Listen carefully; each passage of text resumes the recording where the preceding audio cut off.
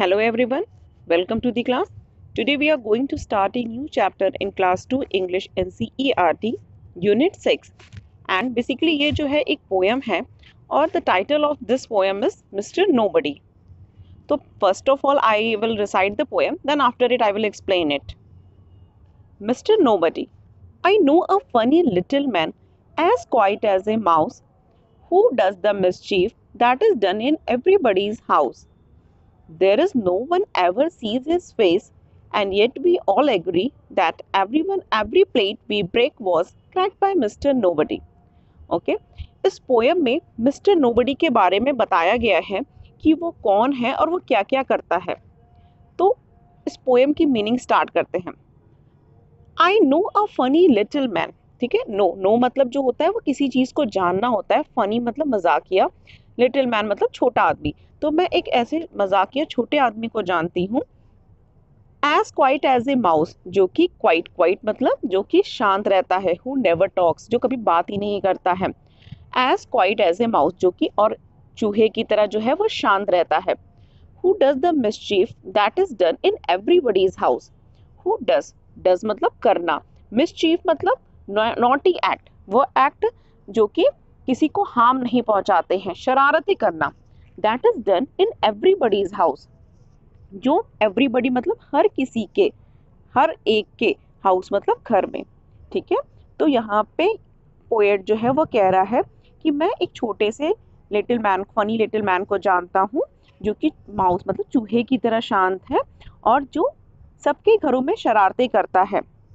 There is no one ever sees his face. सी मतलब किसी चीज को देखना. ठीक है, तो देयर इज नो वन मतलब कोई भी नहीं. नो वन मतलब नोबडी, कोई भी नहीं, नो पर्सन. तो ऐसा कोई भी पर्सन नहीं है जिसने उसका फेस कभी देखा हो.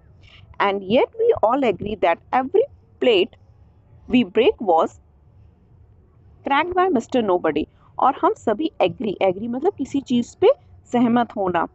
तो हम सभी सहमत हैं कि that every plate we break was cracked by Mr Nobody, कि जो हर प्लेट जो तोड़ी गई है वो मिस्टर नोबडी के द्वारा तोड़ी गई है. ठीक है, तो यहाँ पे नोबडी कौन है. कभी कभी जब अपने घर में शरारतें करते हैं और हमारी मदर या फादर या कोई भी एल्डर हमसे जब पूछता है कि ये शरारत किसने की है, तो हम क्या करते हैं, नाम से हिलाते हैं कि हमने नहीं किया, हमें नहीं पता किसने की है. तो वो जो नहीं पता है वह कौन है, मिस्टर नोबडी है. हर कोई जो है शरारत करने के बाद हर बच्चा क्या करता है, नहीं में सिर हिला देता है कि हमें नहीं पता किसने किया है. तो वही नहीं पता ही नोबडी है जो कि हर किसी के घर में होता है, जो कि प्लेट को तोड़ता है, दरवाजे को खोलता है धीरे से, प्लेट को तोड़ता है, विंडो की खिड़कियां तोड़ता है. तो मिस्टर नोबडी ये सारे काम करता है. तो नोबडी का मतलब जो होता है कोई भी नहीं, नो पर्सन.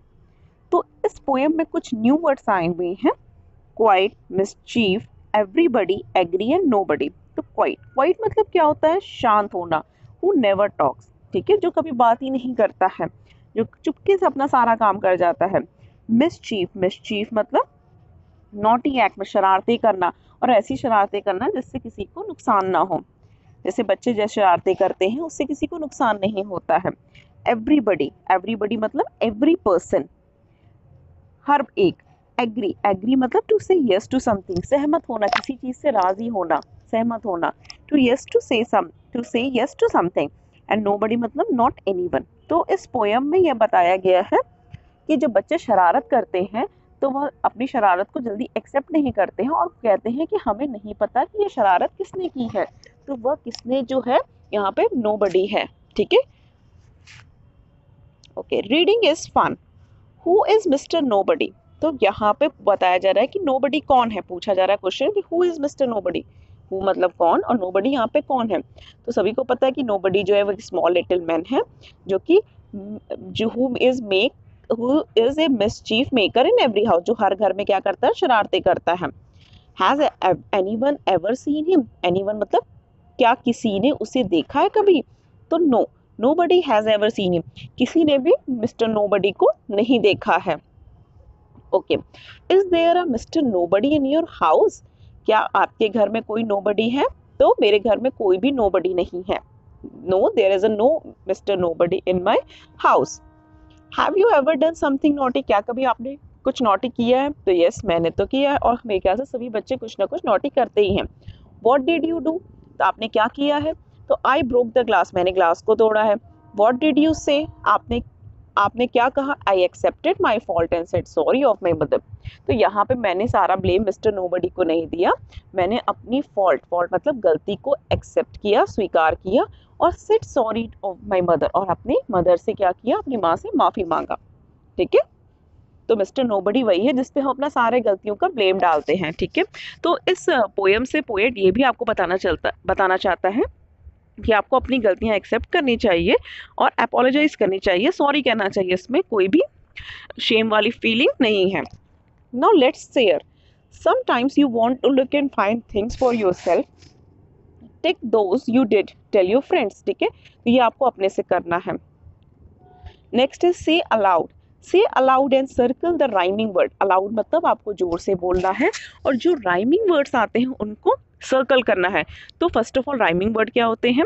राइमिंग वर्ड्स जो होते हैं, the words having the same sound. ठीक है, जिन वर्ड्स के साउंड सेम होते हैं और लास्ट के एक दो लेटर भी जो होते हैं वो सेम होते हैं। जैसे ए mouse ran into the house, तो यहाँ पे माउस और हाउस जो है दीज आर राइमिंग वर्ड्स, तो हम इनको सर्कल कर देंगे। ठीक है, यहाँ पे भी लास्ट में यूएसई आ रहा है और यहाँ पे भी USE, these are rhyming words. ठीक है, राइमिंग वर्ड्स के साउंड सेम होते हैं लेकिन इनका मीनिंग जो होता है वो डिफरेंट होता है। जैसे माउस, यहाँ पे माउस का मतलब चूहा हो गया और हाउस मतलब घर हो गया। I can see the little bee, I can see the little bee, तो यहाँ पे सी जो है वह किसका राइमिंग वर्ड है? Yes, this is the rhyming word of bee. That was a fat cat, तो fat and cat is the rhyming word, तो इसे हम सर्कल कर लेंगे। नेक्स्ट है give me a handkerchief, don't do any mischief. ठीक है, और बच्चों यहाँ पे दैट भी होगा rhyming word. That was a fat cat, तो that, fat and cat, these three are rhyming word. Next है give me a handkerchief, don't do any mischief. ठीक है, तो आप कमेंट बॉक्स में बताइए कि इसमें दो राइमिंग वर्ड्स क्या हैं। नेक्स्ट लेट्स ड्रॉ, यहाँ पे आपको क्या ड्रॉ करना है?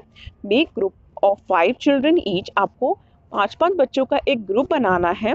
Each group takes a big chart paper, हर ग्रुप को एक एक बड़ा सा चार्ट पेपर दे दिया जाएगा। ईच ग्रुप ड्रॉज ए मिस्टर नोबडी, हर ग्रुप को एक नोबडी बनाना है। ठीक है, और हर ग्रुप में कितने बच्चे होंगे? 5 बच्चे होंगे। The first child draws Mr Nobody head, पहला बच्चा क्या करेगा? वो नोबडी का हेड बनाएगा। दूसरे बच्चे को क्या काम अलॉट होगा? The second child draws his cloth, दूसरा बच्चा जो है वो उसके क्लोथ को बनाएगा। The third child draws the arms, third child जो है वो उसके हाथों को बनाएगा। The fourth child draws his leg, fourth child जो है वो उसके पैरों को बनाएगा। The fifth child draws Mr Nobody's hair, और जो 5वां बच्चा है वो मिस्टर नोबडी के बालों को बनाएगा। लुक एट मिस्टर नोबडी, अब उसके बाद बनने के बाद आपको देखना है कि वो नोबडी जो है वो कैसा लग रहा है। Is not he a funny man, colour him, तो क्या वो आपको मजाकिया नहीं लग रहा है? उसके बाद आपको उसको कलर करना है, तो ये आपको खुद से करना है। लेट्स राइट, ठीक है, fill in the blanks with A-E-I-O-U, तो दीज आर वॉवेल्स, A-E-I-O-U जो है वो वॉवेल्स होते हैं। तो यहाँ पे इन ये जो ब्लैंक्स थे उनको वॉवेल से फिल करना था, वॉवेल्स के अलावा यहाँ पे कुछ भी फिल नहीं करना था। तो आपके बुक में दिया था HE-D, तो हम यहाँ क्या फिल करेंगे? यहाँ पे हम फिल करेंगे HEAT, हेड, हेड मतलब जो होता है वो सिर होता है। फिर आपके बुक में दिया था डैश RMS, RMS जो है इसके आगे क्या फिल करेंगे? ARMS, आर्म्स, आर्म्स मतलब जो होता है वो हाथ होता है। नेक्स्ट है L-GS, ठीक है, L-ES, तो यहाँ पे हम LEGS लेट्स फिल करेंगे। नेक्स्ट है DRESS ड्रेस, HOUR आवर, ठीक, ओके। नेक्स्ट है add no, some, every to the word buddy to make new words, तो यहाँ पे आपको 3 वर्ड्स गिवन है, no, some, every, ठीक है, आपको इनको बड़ी से ऐड करना है। तो अगर हम नो को बड़ी से ऐड करेंगे तो क्या बनेगा? नोबडी। नोबडी का क्या मीनिंग होता है? नो पर्सन, कोई भी नहीं। नोबडी मीन्स कोई भी नहीं, नो पर्सन। फिर SOME, सम को जब हम बड़ी से ऐड करेंगे तो समबडी बनेगा। समबडी मतलब कोई भी एक पर्सन, समबडी मतलब कोई भी एक पर्सन। एवरीबडी, जब हम एवरी को बडी से ऐड करेंगे तो बनेगा एवरीबडी। एवरीबडी मतलब हर एक पर्सन, ईच पर्सन, ठीक है। तो हमने देखा कि बडी के आगे ये हमने 3 अलग अलग वर्ड्स लगाए और उनकी मीनिंग जो है वो चेंज हो गई। तो इन वर्ड्स को बच्चों प्रीफिक्स भी बोलेंगे। प्रीफिक्स वे वर्ड्स होते हैं जो किसी वर्ड के आगे लग के उसकी पूरी मीनिंग को क्या करेंगे, वो चेंज कर देंगे। Seema wrote her father's name like this. Seema ने अपने फादर का नेम इस तरीके से लिखा, mister Dinesh Dikshit. And Ram wrote his mother name like this, और राम ने अपनी मदर का नाम कैसे लिखा, मिसेस नेहा रामदास। ओके, तो हमने देखा कि जो फादर है, फादर जो है वो मेल है, ठीक है। तो मेल के लिए हम क्या यूज करते हैं, मिस्टर यूज करते हैं, ठीक है। मेल वो अगर एडल्ट मेल है, अगर वो कोई बड़ा मेल है, एडल्ट है, तो वेदर उससे कोई फर्क नहीं पड़ेगा कि वो मैरिड है या अनमैरिड है, हम उसके लिए क्या यूज करेंगे, मिस्टर। तो उसको हम लिखते कैसे हैं, M capital and R. This is the abbreviation of Mr. Mr को शॉर्ट तरीके से कैसे लिखते हैं, M capital M R and dot लगा देते हैं, तो दिस इज मिस्टर, ठीक है। तो मिस्टर किसके लिए लगता है, मेल के लिए लगता है, और ये ज़रूरी नहीं है, यंग एडल्ट के लिए लगता है, यंग मेल के लिए लगता है, और वह मैरिड हो या अनमैरिड हो, इससे कोई फर्क नहीं पड़ता, मिस्टर लगता है। लेकिन यहाँ एक चीज़ ध्यान देनी चाहिए, जो छोटे बॉय होते हैं, छोटे बच्चे होते हैं, छोटा लड़का जो होता है, उसके लिए हम यूज़ करते हैं मास्टर वर्ड, मास्टर, ठीक है। अगर बच्चा जो है अप टू 8 क्लास तक है तो उसके लिए हम जो है, उस बॉय के लिए हम यूज़ करते हैं मास्टर। ओके, अब यहाँ पे हमने देखा कि राम ने अपनी मदर का नाम किससे लिखा, मिसेस स्नेहा रामदास।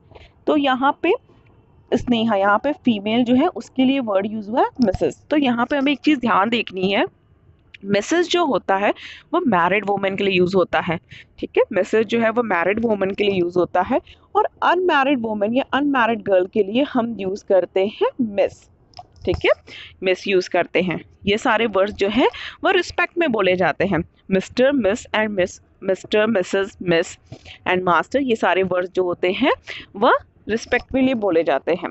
तो हमने देखा कि अगर वुमेन जो है वो मैरिड है तो उसके लिए हम मिसेस यूज करेंगे, और अनमैरिड के लिए हम मिस यूज करेंगे। ओके, तो यहाँ पे क्वेश्चन है कि write your father's name as Seema did.